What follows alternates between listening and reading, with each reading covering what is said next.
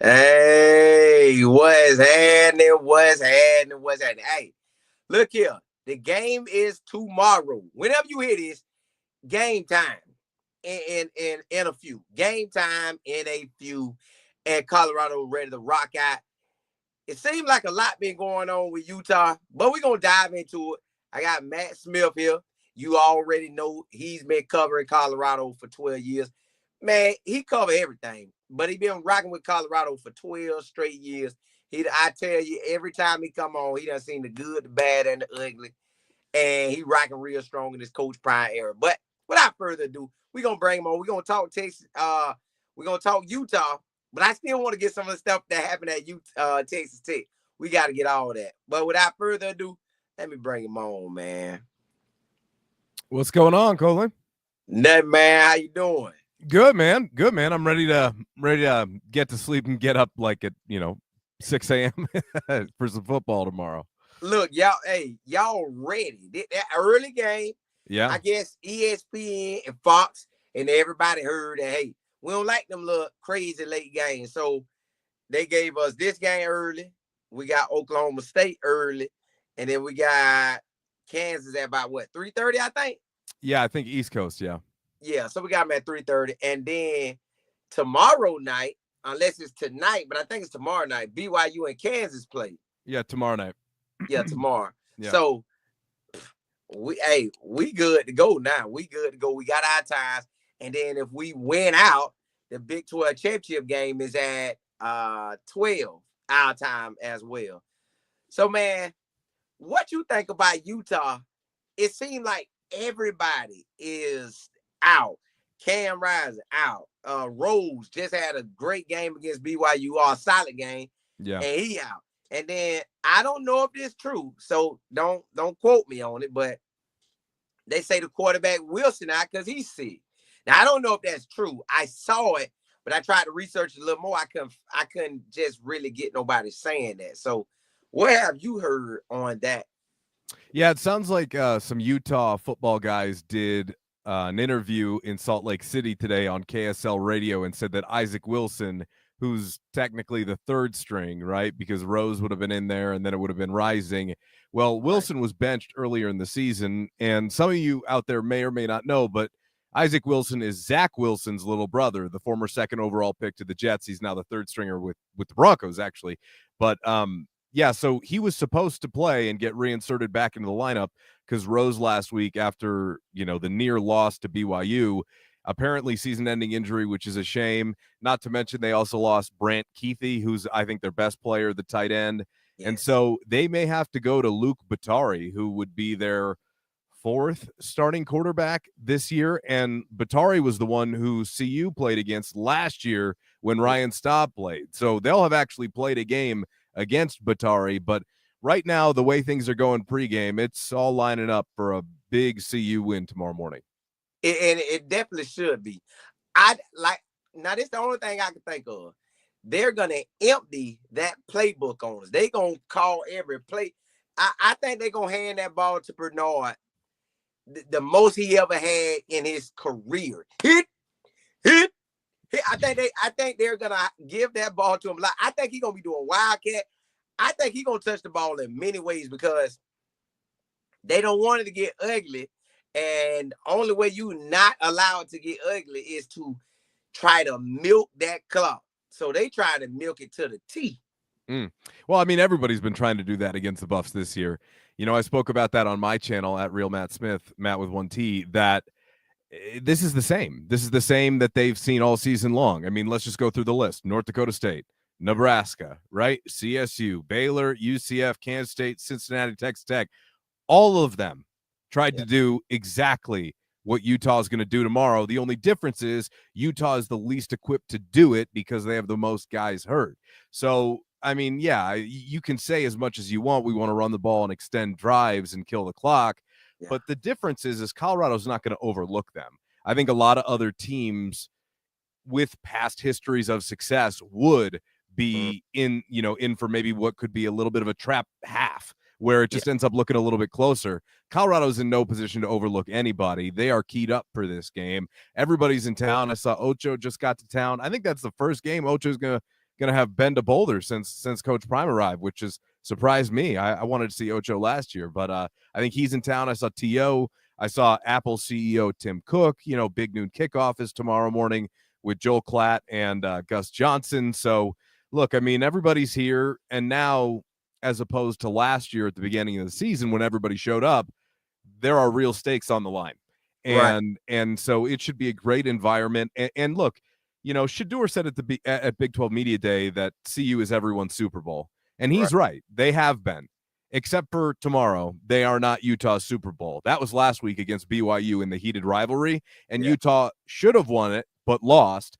And if you heard some of the comments coming out of that program from Kyle Whittingham on Monday, they are not in good spirits right now. Apparently, it was like a funeral home around the program at the facility on Monday. So, I think this is a team where you jump on them early, you break their will. And here's the other part of it. Bowl eligibility is still on the line for Utah. Right. But they don't have to win this week to get there. So I think, you kind of take the wind out of their sails early. This is a big one to start early, quick game. Don't try and no fancy scripts this time. CU's not great at that. I mean, I think we've all learned that. That's not their strength. And let's just chunk it away and use a scalpel and not a hammer and put some points on the board early. I don't know if you saw the I think it might have been Darius with Reach the People, or it was Well Off. But today, to the team, Coach Prime had them repeat the score of what they want the first quarter to be, and then they muted the audio of what they have as an internal goal. CU wants to blow these guys out of the water, and I think it's important if you are a college football playoff team, a team like Utah coming in with as many injuries as they do, that's a team that you don't get off the neck for 4 quarters and you put them away. Not to mention, Colin, CU hasn't beaten Utah since 2016. Utah doesn't have that. Yeah, Utah doesn't have that type of respect for CU. So everybody else could say, and within reason and justification that CU was their Super Bowl, Utah doesn't look at CU like that. You know what I mean? This is a down year for them is what they're going to consider it. And this just happens to be a year CU's good. That's why I say I don't think the emotion's going to be all that high. That defense is good, and CU will have to scheme around it. But I've got Colorado finally getting a signature win at home. And when I say signature win, maybe you don't get it against Utah, but I mean their first really dominant home victory, because I don't think that exists yet. Cincinnati was solid, but it wasn't dominant. I want to see them absolutely take the Utes to the woodshed, because I think that would be an important step in their maturation in a week where your competition level may not be as high as it is in other weeks. Now, they definitely going to have to play to Colorado standards, because if you play to Utah, then you keep Utah in the game. So you got to play on a level that you getting ready for the playoffs. You getting ready to dominate. You getting ready to show out when you get there, because you want your defense to lock it down. You want your offense to put up points, and that keeps on. Because to me, it feels like we actually getting ready for Kansas. It's like whoop them up, let the boys chill, and get ready for Kansas. That's what I really see it as. I hope we do that. But I think what you mean, put everyone on ice in the fourth quarter type of thing? Is that what you're thinking? Yeah, or earlier, we beat them so bad in the first half that you could put the players in around you could really put them in that start of third, but if you want to, the middle of third, and just let everybody get some reps. Just let everybody get reps if we win it like that. I'd be surprised if that happens against a Kyle Whittingham-led team to that degree. But for the majority of the fourth quarter, let's hope that it's Ryan Staub. That would be a good thing for Colorado. I think that would be important, because I think at this point, the Heisman, as long as Trav stays healthy, we know what he's going to do. Yeah. So I'm not really all that worried about, chasing numbers at this point. I don't think that's a problem anymore. He's an overwhelming favorite at sports books for the Heisman. My flights are booked to New York. So, I guess from a media perspective, it's not all that exciting. So I guess a lot of people are like, well, we went and we kind of regretted it. But I've never covered a Heisman Trophy winner before, and I feel like I'd like to cross that box off, especially this year. So I'll going? Yeah, I'll probably be out there. It sounds like it's not exciting, though. It sounds like you're, as a media member, you're 20 blocks away in a different hotel. They don't let you go to the ceremony. And then after the ceremony, they bring the winner over for a media availability. And I think I'll go to that, but that's a long way to go from Colorado just for that for us. So Yeah. I haven't exactly decided, and I'm sure there's going to be national media, Yes. out the ass over there. You know what I mean Yeah. for the Heisman. So It is. we'll see. We'll end up seeing what happens. I'll probably end up going to that. The point is that he's good right now. Just stay healthy. And so yeah, if they can do that, but again, Utah's pass rush was all over BYU last week. So if Colorado doesn't do a good job getting rid of the ball quickly, I think they could be in for a little bit of trouble. See, my thinking is, if they knew the quarterback was going to be out, is when did they know he was going to be out as well? If Wilson officially out, and then the defensive coordinator is the head coach in waiting. Like he waiting to get the job, just waiting on the head man to tap out. Like, bro, go and finish out. I don't know if it's this season he done or in the next 2 or 3 years he gonna be done. But they already got the head coach, so I'm thinking if I'm the defensive coordinator and with the offense coordinator, I want the offense coordinator to be there. I'm like, bro, I don't care who we got left. We finna go in here and try to win this game. So Right. I feel like that defense gonna be coming to play, and they want that offense, like I said, to try to milk that clock all the way out, but make plays, run much as they can, make plays, and get the ball into Dorian Singer hand. Get the ball. I don't even know who after Dorian Singer other than Bernard at running back, because That's what I'm saying. Like those are their two options, and I'm not worried about Dorian Singer beating Colorado. I'm right. not. I mean, he's a good player, but if that's all you got, you're gonna need more bullets than that. You know what I mean? So Yeah, I just look at that. Yeah, you're right. They probably have to run the ball 25 to 30 times. And look, yeah. they can't score. I think they've averaged 14 points over their last 5 games, and they've lost their last 5. This is one you should handle. And again, I don't think Brian and I were kind of going back and forth. Brian Howell and I were kind of going back and forth on this a little bit earlier today. He was telling me, he was like, yeah, I think style points matter. I was like, no, they don't. No, they don't. CU just has to win the conference and they'll be fine. He's like, well, about Boise State. I said, if CU wins the Big 12, they will be the 4th seed. Like, let's stop with all Right. this Boise State. I'm sorry. It's But just not going to happen. Boise State gonna be in, but they Yeah. don't think our getting in. No. Because it's 2 teams look like they're gonna be automatically in, which is Boise State if they win out and Nebraska they win out. I mean, not Nebraska. Not Nebraska. Notre Dame. God, come on Notre Dame. now. Yeah, Just kidding. Notre Dame. So Boise State and Notre Dame are locked Nebraska up. ain't nowhere near the playoff. Who that? Nebraska could be They lucky to not. make a They bowl not. game. Yeah, They yeah, not. So them yeah. two locked in. We locked in if we finish out. Just peeking ahead. What you thought about? What you think about the Kansas game? Because I think Kansas is gonna beat BYU tomorrow. We'll see. They're playing good football, the best football that they've played this season, and they're probably the healthiest that they've been this season. And so, I mean, they're only, what is it, a 3-point dog tomorrow? I mean, that's Vegas telling you they think it's going to be a good game, especially the way Utah played BYU last week. I think BYU's kind of teetering. I would love if Colorado played an undefeated BYU team in the Big 12 title game, a team that hadn't fallen, that hadn't slipped. They've led a couple of comebacks, but against much lesser teams. And I think that's a great spot for CU to be in if they get there. It's going to be a challenging game. I have felt at some point in my gut, and this is just my intuition, and I've felt this for a while now, like at least a month, at some point this team's going to be tested in a spot where we don't expect them to get tested, and they're going to have to make a play to save it all. At least that's what I think is going to have to happen, because at every point in the season, and I'm not saying because it's, they're going to fall off. That's just kind of how it works. There's bumps in the road. There's adversity. You have to weather some stuff. Maybe that was last week being down 13-0 in Lubbock, which was a big hill to overcome. Right. For most, I think for them, it was just like kind of, another day at the office. Like, all right, we started slow and now we'll pick it up. And that's ended up being what happened. But I don't know. I've just had this feeling like, hey man, at a certain point down the stretch here, it feels weird to say because they're playing the best football. They're really starting to stack it here. Maybe not every single week consistently like they were the week before, but they're finding different ways to win, and it's convincingly. So I don't know that it's going to happen this week, but a lot of people have next week. And again, it's at Arrowhead. It's at an NFL stadium. The other part of that, though, is I don't think it's going to be as crazy of a home crowd. And I think you're going to have a lot of Buffs fans that travel for that one, actually, because it is so close. It's like a 7-8 hour drive, maybe. Tops, as most of these places in the Big 12 are. I got to tell you, this conference, man, it's killing me. It's killing me. I told you I missed the Pac-12 conference. Lubbock compared to like Eugene, it's just Yeah. I was dying in Texas last week. Anyway, so yeah, we'll see what happens. I think it'll be a good game. Jalen Daniels is no joke. At the beginning of the year, we all thought that Kansas was going to be near the top of the Big 12. So Right.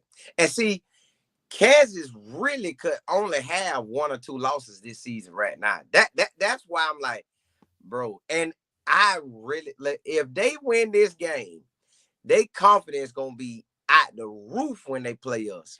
Out the roof. What that you is think true. about the game being the Big 12 game being in Dallas?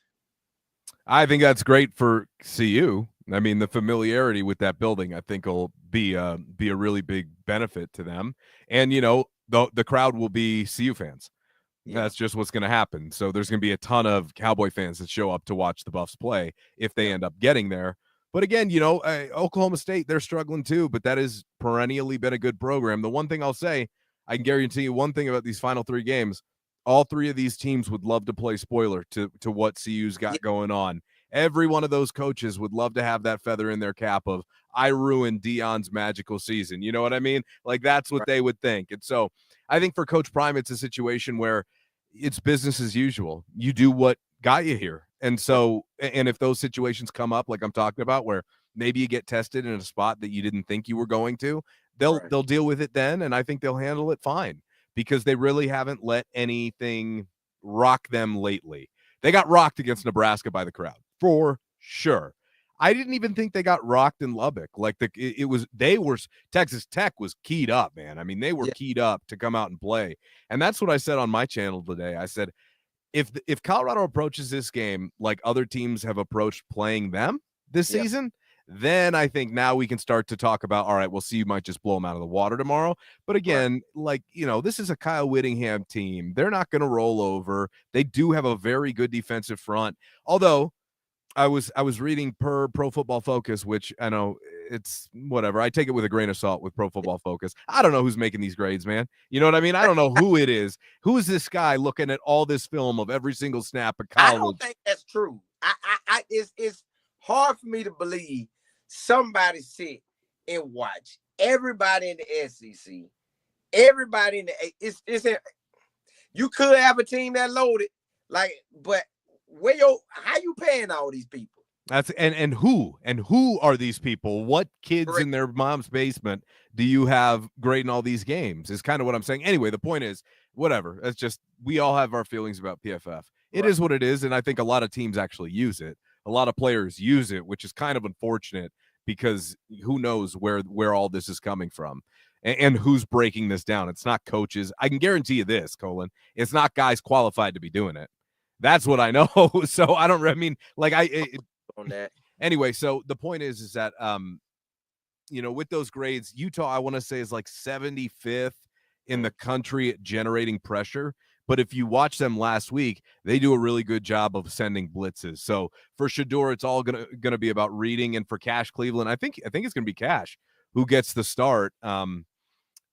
It's all going to be about figuring out where guys are coming from and understanding and adjusting. And like I said, if I was CU, my game plan would not be fancy tomorrow. We're going to beat you with the scalpel and not a hammer. We're just going to, quick game. We're going tight too. I think the one thing they didn't do against Texas Tech, you realize against Texas Tech, they were 2 of 13 on third down. I saw that we kept getting the third and just wouldn't finishing it. And won 41-27. Okay. That's what I'm saying. And I think a lot of that was they were in third and long situations. I didn't think the play calling was nails last week either. It wasn't great. But I think part of the problem was because they were stretched so far to the boundary. I just felt like that was a game where it's like, all right, let's bunch everything up. Let's go tight here, and 11 and that stuff. And they didn't run the ball particularly well last week either. So, the defense came up huge. And they've formed an identity now, Colin, and it's based around that defense. It is and I love the saying, but I never used to agree with it. But now that I be seeing it in action, defense does win championships, but you also need that offense to produce points. Or you be like Tampa Bay Bucks that lost to the Rams in 99 or 2000, one of them years like that, when they couldn't finish it off and that boy caught that TD pass on his own. So My thing right now is I believe we could compete with anybody in the playoffs once we get there. How you feel about that? Well, they're going to have the two best players on the field, no matter who they play. Correct. So that's a really good place to start. I mean, look, when you go up against Alabama and Georgia and Texas, will they be a little bit overmatched in the trenches? Probably, but that's where your scheme comes into play. You've got to work around it. The difference being anyone else who would be overmatched in the trenches, it's probably lights out. But when you have Shador and you've got Travis, you can kind of rebalance the scales. It's not like they'd be favored. So, let's just get that out of the way. I'm not necessarily saying in their first round game, but you go up against a Big Ten or an SEC team, I'd be pretty surprised if Vegas favors Colorado. They've never been, some have, but a lot haven't been in that position before of where you're actually playing for something at the end of the year. And so there's a learning curve, and, you got to make sure everybody's on the same page. I'd give them a puncher's chance with just about anybody, though. I don't really think anybody in the country scares me going up against this Correct. team as long as they're healthy. I would definitely give them a shot. And with Shador, I will never bet against Shador.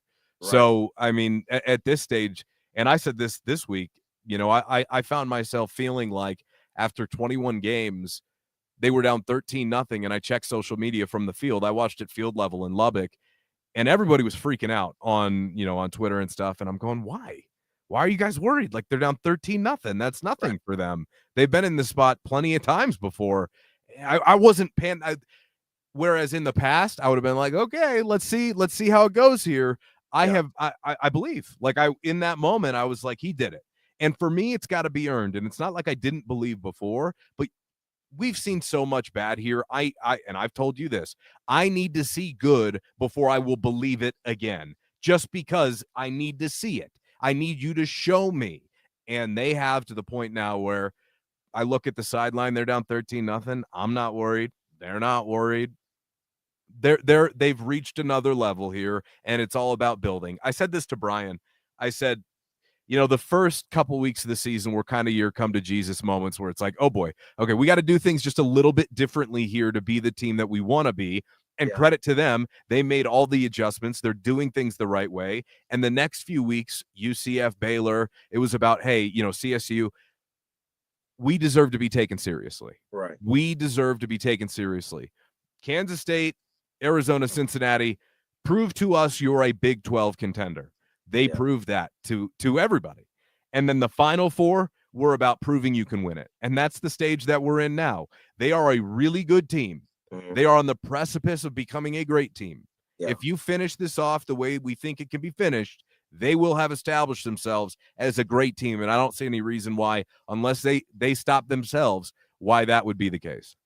And see, I just been glancing at all the teams, and it's two teams in play right now for the playoffs.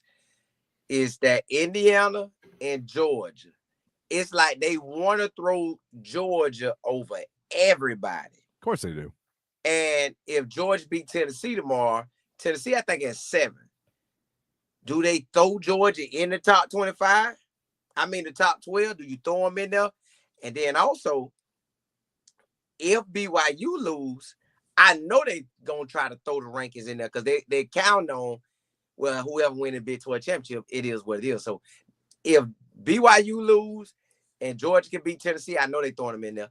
If Indiana lose to Ohio State, I surely know they throwing them in there. But do you believe Indiana can pull this upset? We'll see. It's a big one. This is where, the rubber meets the road. It's Ohio State, right? Yeah. Yeah, they haven't been particularly impressive to me this year. Will Howard's been okay. They've got Jeremiah Smith and Ibuka are fantastic players. The craziest part is this is maybe, like, from a skill position standpoint, over the last couple, maybe, I don't know, Garrett Wilson, they've had some really good guys come through that program lately. But as far as, like, overall receivers and backs, they're stacked. With Judkins and Henderson and, I think Williams, is it Williams, the third? Anyway, they got a third back that they throw in there. And with Smith and Ibuka on the outside, I have said on social media this year like 5 times, watching Ohio State in the early window when CU's played some night games. Can you imagine what this CU offense, what that Ohio State offense would be with Shador? Can you imagine? I mean, that'd be so sick. That'd Yeah, be disgusting. I mean, I feel that way about Bama, Georgia, Texas, about those four, and Oregon. If you put Shador in any one of those places, they win the championship undefeated. easy. I really believe that. So I just think like that's where CU would have an edge in the college football playoff, and I would not write them off. You are going to hear everyone write them off if they get there, though. You I mean, that's correct. just going to happen. I've been thinking of that too. I said I know they writing them off, but I'm gonna do a breakdown of everybody that's in the conference. I mean, that make it to it, and then I'm gonna really look at their last 3 games, or plus their key games, just to see what they really look like. Because I know a lot of people get on there and start talking about teams. Like, if you really follow the team, like that person don't know what they're talking about. So I don't want to be that person. I'm gonna try to look real deep Right. into them and check out all the 12 that's gonna be there. But I think at first I thought Texas was the hottest team. Then me and my business partner thought it was Oregon. Then we just said, nah, that thing really up for grabs. This Completely. year it's up for grabs. It's like whoever can come out here and win on that Saturday or whatever day they play, Friday or Saturday, come out and win. Now, my thing is too, you know how we had that slow start with Texas Tech?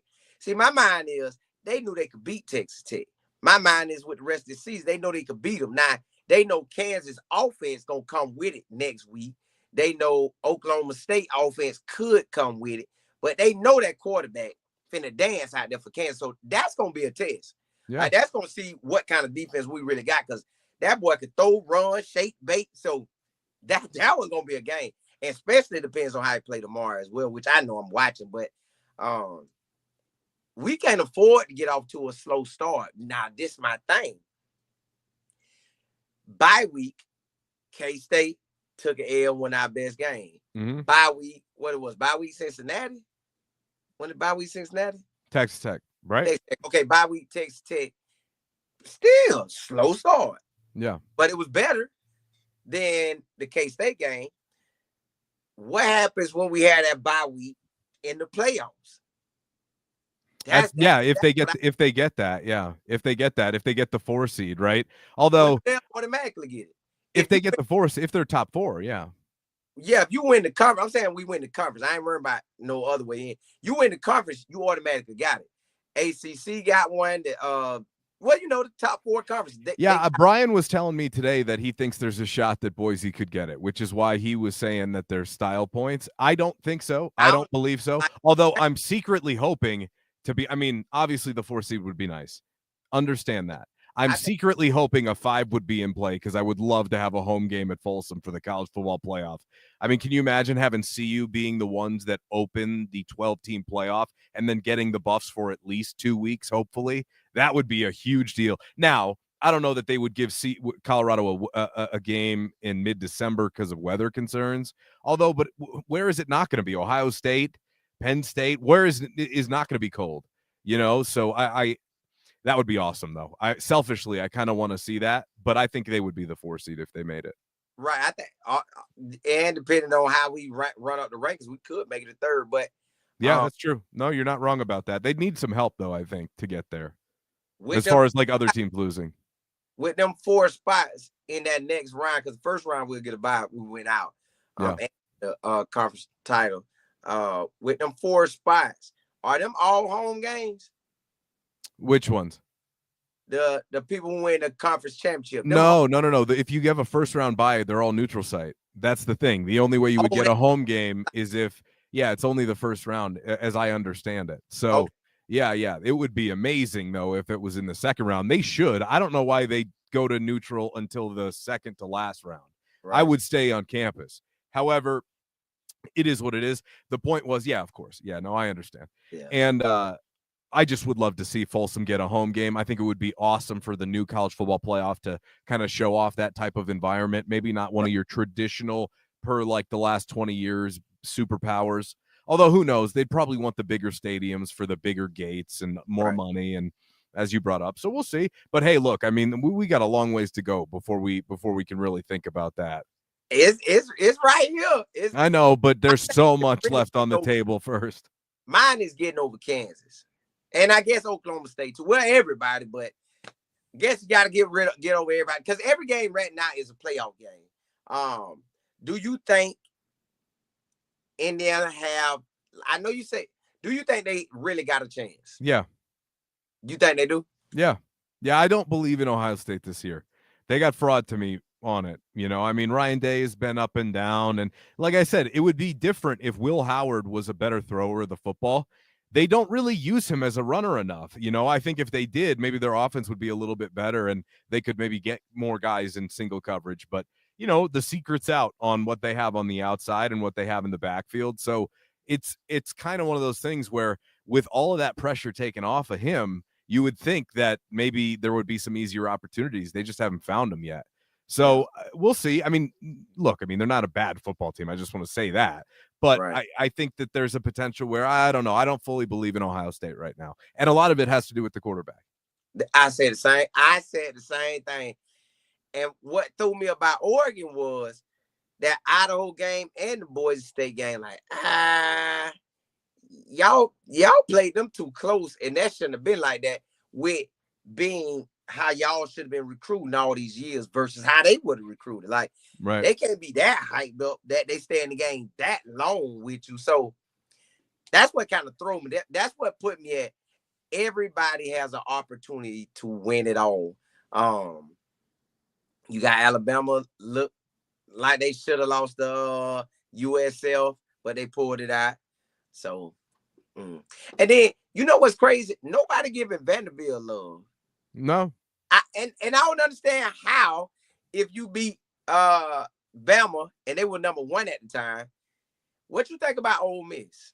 Yeah, they at the beginning of the year I thought could win it all. They had a team I thought. Then they kind of stumbled, and it's Ole Miss. It's Lane. I don't know if Lane's going to be able to take it the distance. Maybe he will. I mean, he's done a really good job with that program. I think he was pretty surprised that maybe when some of those other big jobs came open, his name wasn't maybe higher on the board for some of those places. But hey, man, we'll see. There's a lot of football left to be played. You know what I mean? Some teams that are in it right now could be out of it here soon. I think today I was reading, like, there's still 10 teams that mathematically have a shot to win it in the Big 12, which, we just need to start weeding some of these teams out, and that'll happen here over the next couple of weeks for sure. As long as we win out, I'm good with that. Yeah, I feel the same. When are you going to get your ticket for the game? At the end of the Oklahoma State game? Ticket for what? The Big 12 championship. Oh, game. I'll be credentialed for that. Yeah. No, I won't need to buy a ticket for that. No, when you gonna get it? Like, buy the ticket to Dallas? Oh, yeah. No, it's a good question. I actually have been meaning to put it on the books just in case, and then I would cancel it if they don't make it there. Yeah, with Southwest, you just throw it on there and just whatever. It's a flight to Dallas. It's not. You can fly into 2 different airports, right? So it's not like you're going to be struggling to find a flight. Let me put it that way. Right. So you'll be good to go. Not like Lubbock. What you think about everybody throwing Coach Prime name to Florida State, throwing it to the Cowboys, throwing it to the Giants? They throwing it everywhere. It's Stephen A, man. That's Stephen A. He doesn't like Boulder. I don't know what to say. I know why he doesn't like Boulder, and I respect some of those reasons why. They're shared by many, and I understand that. However, I think it's kind of ignorant and naive in a way too. I understand what he wants Coach Prime to do, and I understand there's probably a lot of people out there that want him in a different place. The thing is that he's far along in his life now. He's not trying to chase all that, man. He's trying to lay a legacy. And hey, man, I'll say this. I would feel very uncomfortable if I were a guy like that, to call somebody my friend and then go out there and talk about him like that without even a courtesy call of like, hey, I know I'm keeping your name out there, but truthfully, it can't help in recruiting. That's the stuff that hurts them. That's the stuff they have to fight against. But ESPN doesn't care. There's no good NFL storylines right now. There's none. Tell me the most interesting NFL storyline going right now. It ain't. That's why the Chiefs trying to three-peat and being undefeated. Yeah.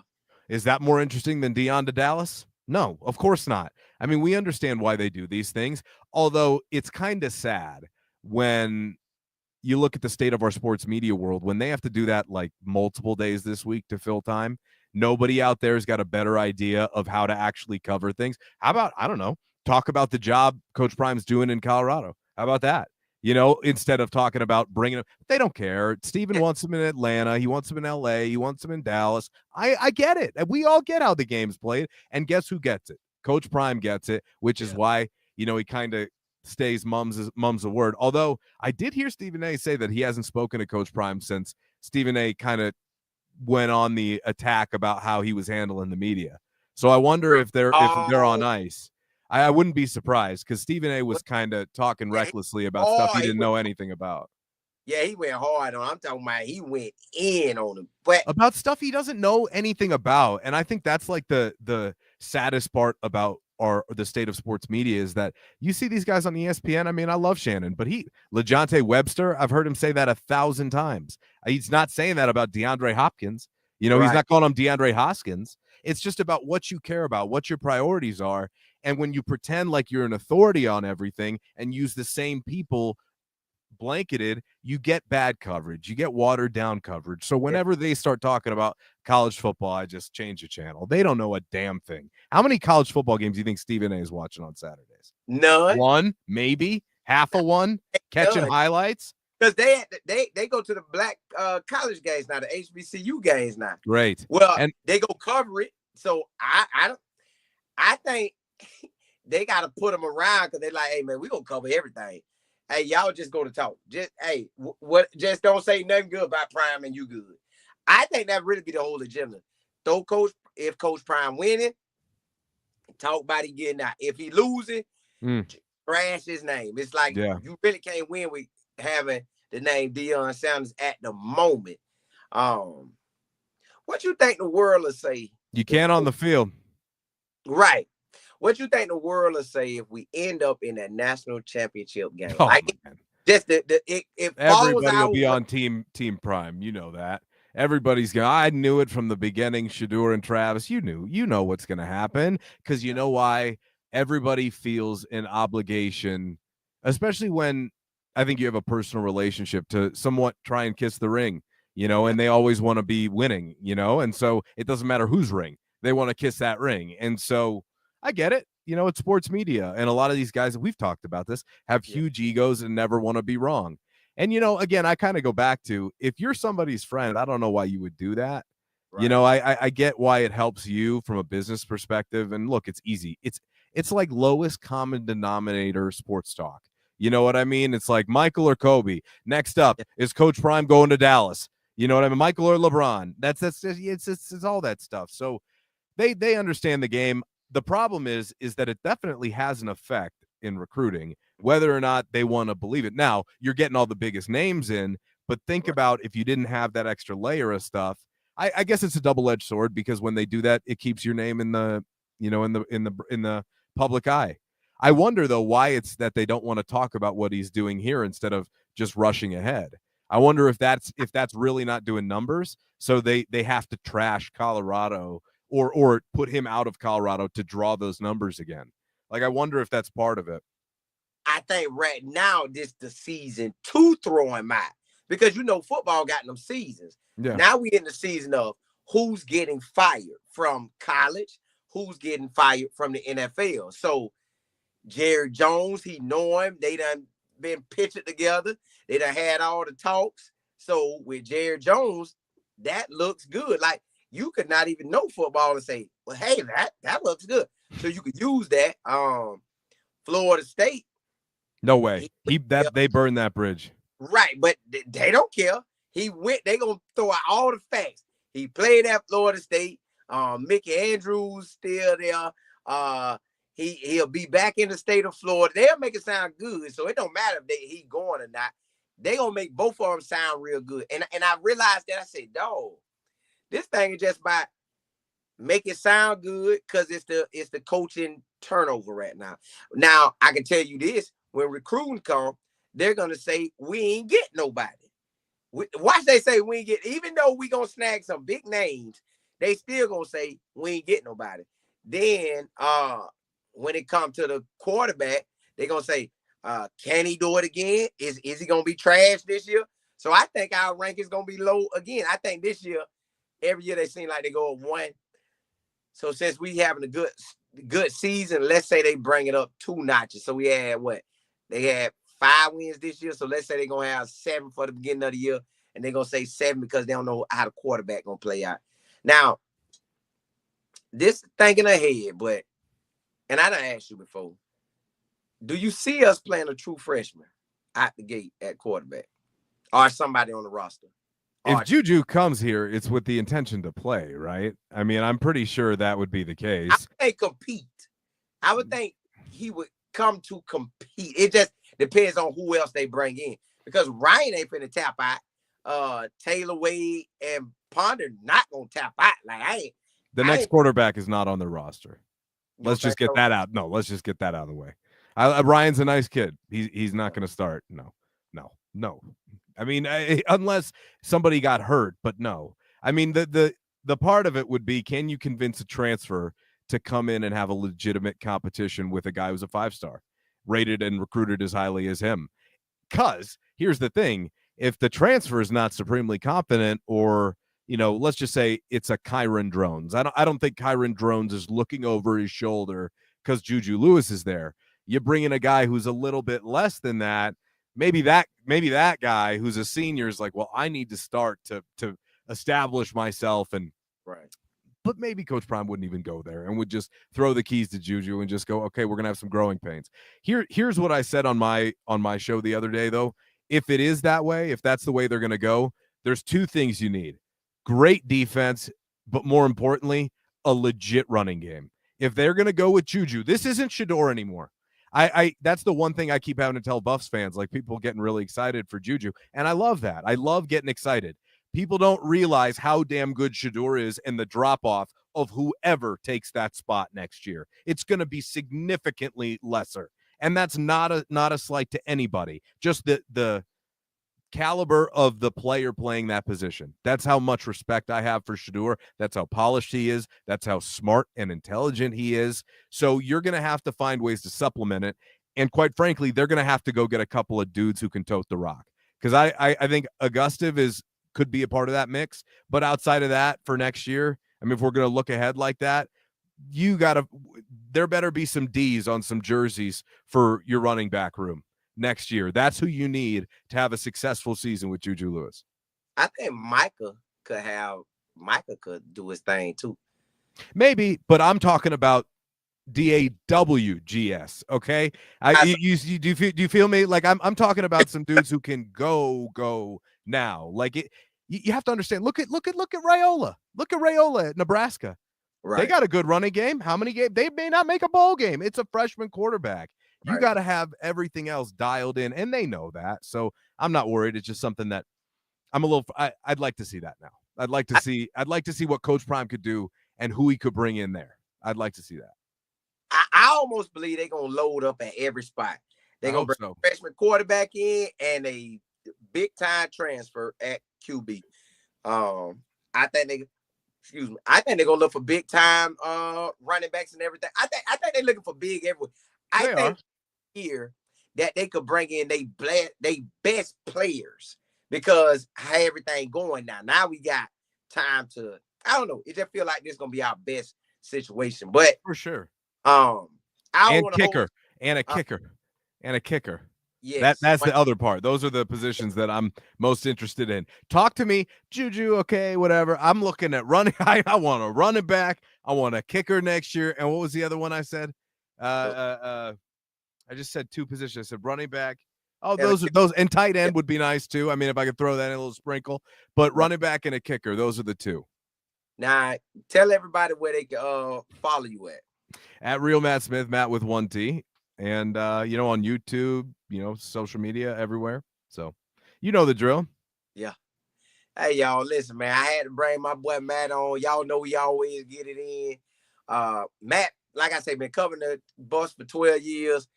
This got to be the most spectacular. Well, 2016. Yeah. It isn't there yet. It isn't there yet. Now, we'll get there. 2016, they didn't win that game, did they? The championship game. They did not win the championship. They got hammered. Okay. That Washington team was no joke. the team that whoever BYU would have gotten killed by that Washington team. That Washington team was sick. Yeah. Yeah, they Well, were top 5 in the country. y'all heard it. Y'all heard where the fine Matt Smith at. He covered the bus. He gonna be out there tomorrow. Hey, and y'all know what he gonna be doing. He got all the news for you. Hey, appreciate you coming on, and thank all y'all for tuning in. I might rock with y'all one more time tonight, y'all. I might rock with y'all one more time tonight, but I ain't sure. Appreciate y'all for coming on. Appreciate it.